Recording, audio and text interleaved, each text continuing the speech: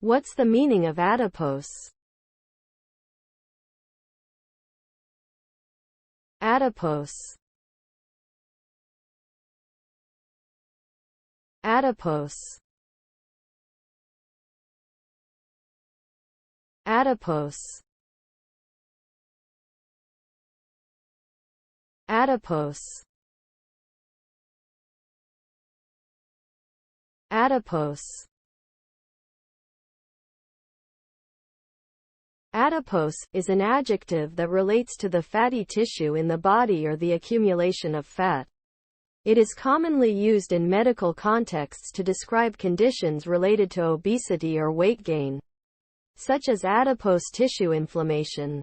The term can also be used more generally to describe anything that has a fatty or oily texture, such as adipose clay. In essence, adipose describes something that contains or is related to fat, whether it be within the human body or in other contexts.